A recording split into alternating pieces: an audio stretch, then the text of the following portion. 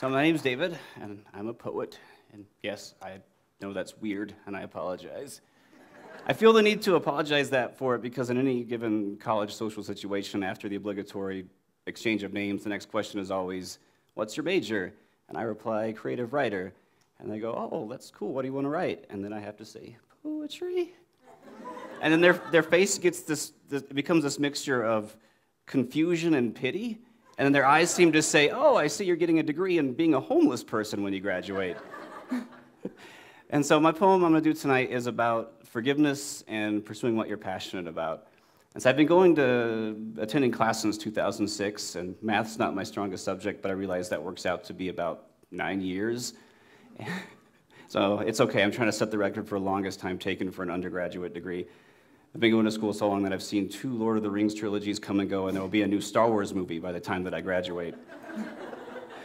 So for the longest time I was struggling, and as I was moving through life, I was collecting all of this baggage, and it was in the form of self-doubt and mistakes and regret, and it was building up, and it was poisoning not only myself, but my relationships, and then my ability to move forward.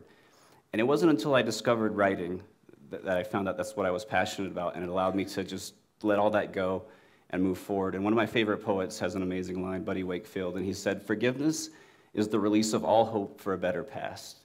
And I really took that to heart. And one of the exercises that I found really helpful was to write like as if I were speaking to myself now, my current self speaking to my younger self.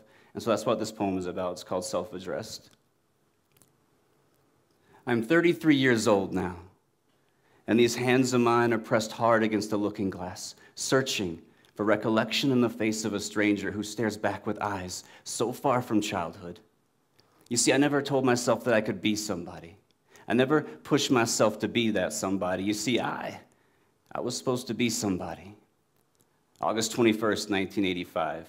Hey, I need you to sit still and listen. And I know you're high energy. It's because you have ADHD, and it's not an available condition yet. So your father is going to prescribe you a high-dose regimen of beatings.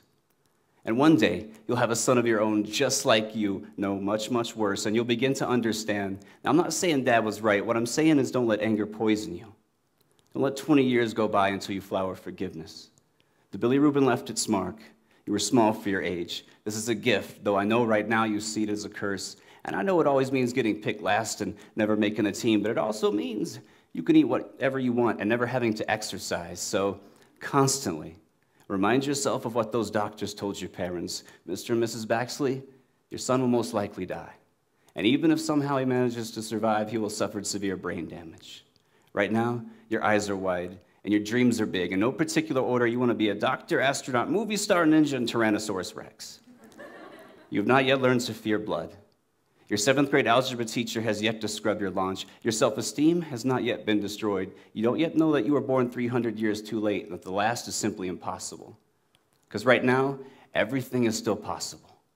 You see, I was supposed to be Tom Cruise in Top Gun, taking your breath away by flying an F-14 Tomcat down a highway to the danger zone. And yes, shirtless volleyball montages are mandatory. And I was supposed to be Prince, or the artist formerly known as Prince, who then became Prince again, driving that little red Corvette out in the purple rain, making doves cry by not inviting them to party like it was the year 1999. And I was supposed to be Luke Skywalker, wielding a lightsaber, defeating the Empire, redeeming my father, even though I never had a twin or a sister, and I certainly was in no danger of kissing my brother. And yeah, brother, I was supposed to be Hulk Hogan, tearing this muscle shirt open, letting everyone know that right here, right now is the time for Hulkamania.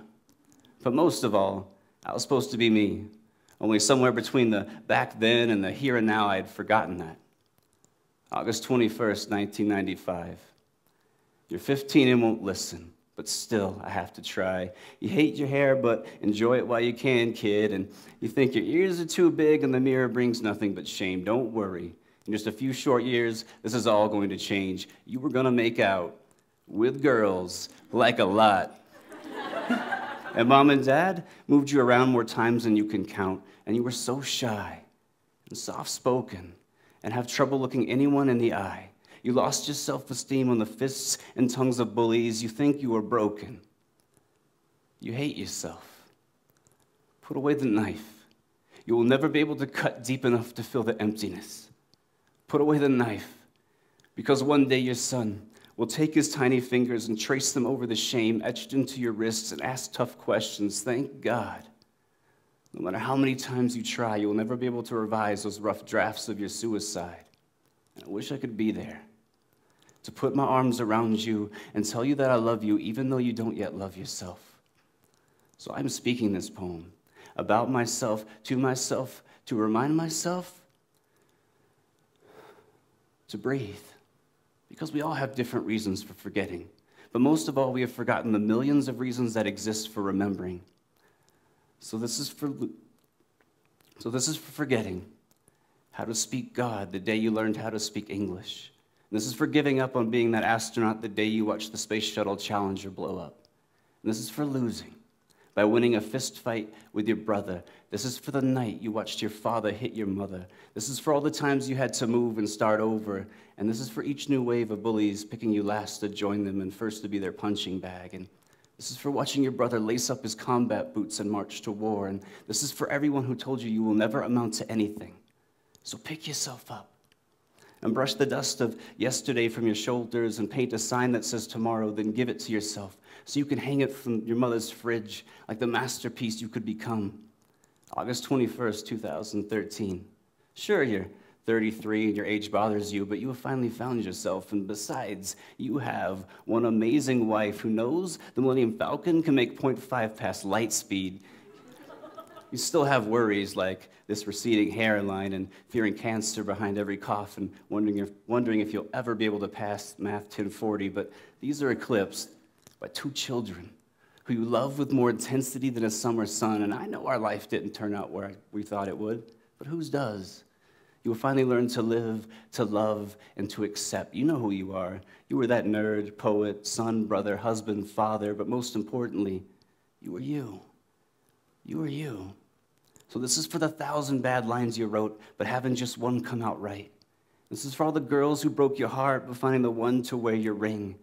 And this is for losing your faith while sitting in church, but finding it again on a poet's tongue. And this is for watching your brother come home and put away his gun.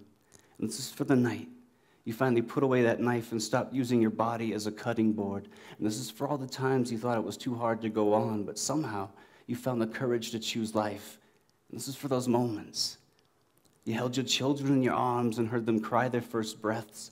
But most of all, this is for you. So unclench your fists, because beneath every clenched fist is a palm, ready to open like a flower kissed by the sun. Let go of all that pain you cling to. Because every single second of this life right here is something sacred. Let every breath that fills your lungs breathe like scripture. We are free to be whoever we choose, as long as we remember. The design of our bodies is the same as those stars above. The design of our bodies is the same as those stars we make wishes from. And don't you ever, for a single second, forget to breathe. Thank you.